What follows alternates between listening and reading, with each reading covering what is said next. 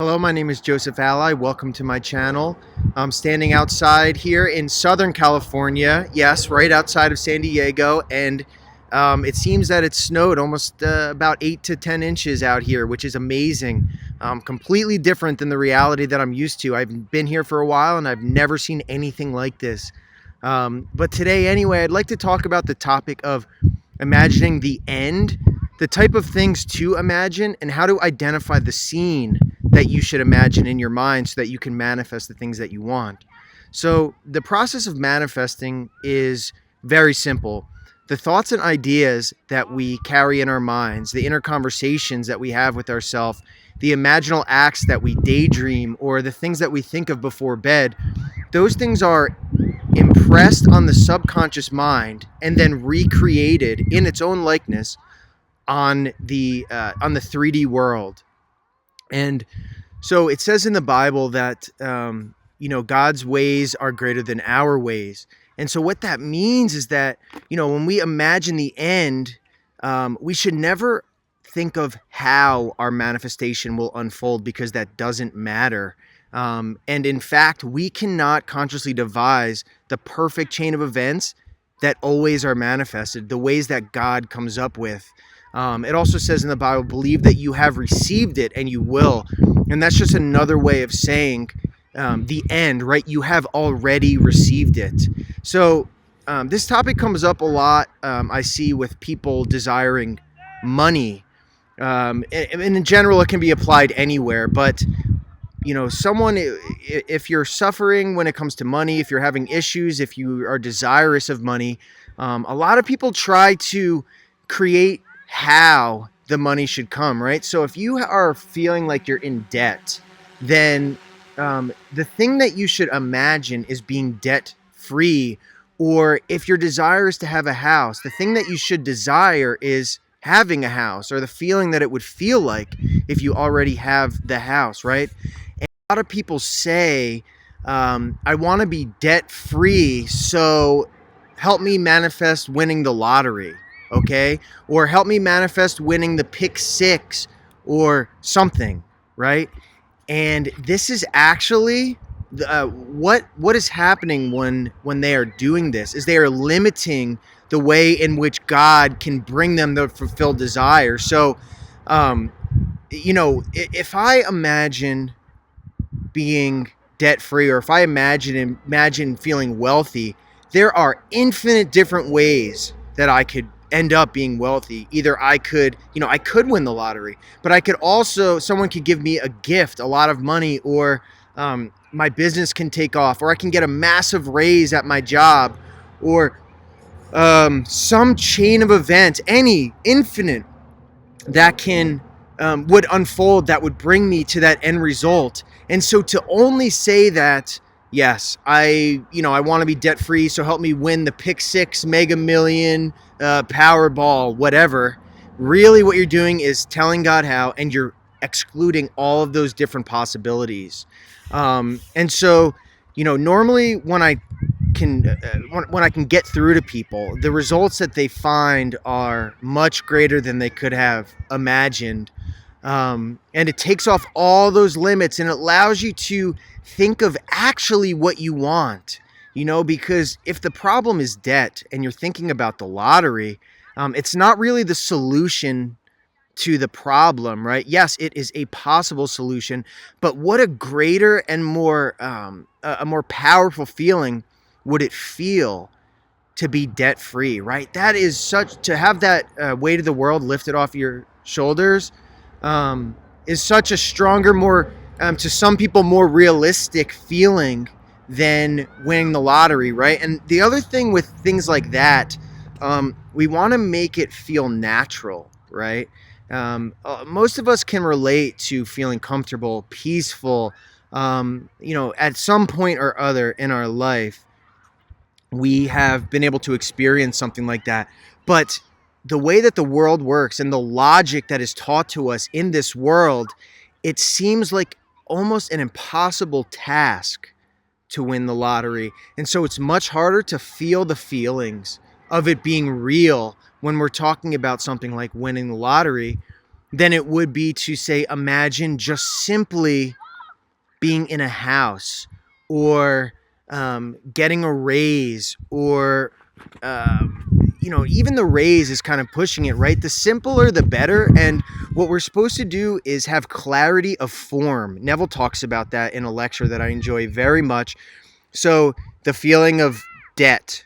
What would be a clarity of form when it comes to feeling of debt? Well, not feeling like you're in debt, right? Feeling peaceful, having a conversation saying, I'm no longer in debt.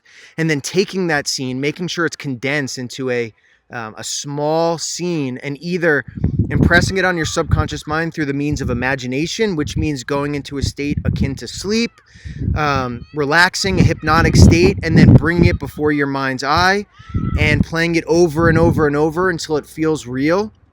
Or something like having a conversation with a different person, right? Like talking to one of your best friends and having a small conversation about how you are no longer in debt and how you feel so happy to be free.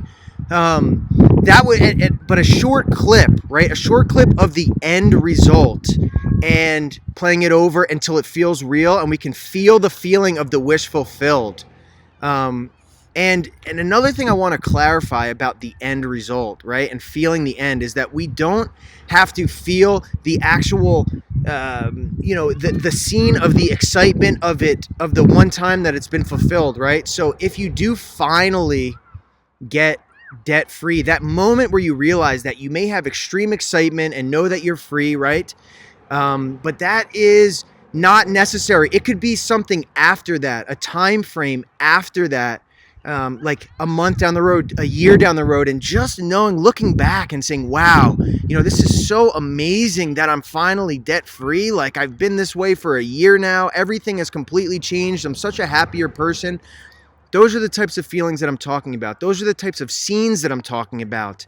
And as I mentioned a little bit before, it's very important to not think of any of the means between, right? Always go to the end, right? So even the idea of winning the lottery, right? To think of winning and getting the numbers right off and saying, oh my gosh, I've won, that's still not the end. You haven't received the money yet. Walking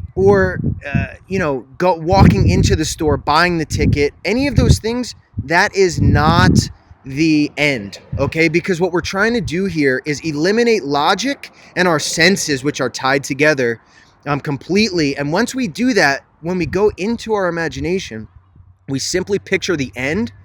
And then, because this world of shadows is only projecting what our mind is putting into it. So when we imagine the end, a natural bridge of incidents unfolds to ensure that we see the end. So any number of things can happen. Any number of people can contact you. You may get fired from your job. You may lose a house. You may, whatever the case may be, there's some chain of events that'll unfold naturally to fit in with the natural order of this world. And then it will bring you to the end result, right? But what I'm trying to stress here is that this natural bridge of incidents is only unfolding to fit and match and identify and copy and replicate the thing that is in our imagination, right? And so in this world, it is necessary for a bridge of incidents to unfold because it is a natural world governed by laws of nature, the world of Caesar. But it's only used to show us the things that we impress on our subconscious mind. And I hope I'm being clear when I'm saying this. Basically, just to drive it home, the things that we are seeing right now are a part of a manifestation.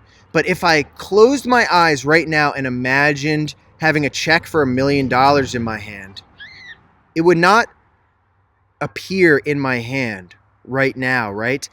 But God naturally evokes reactions in any number of people, including myself, in a bridge of incidents that will force every single person, every single creature, every single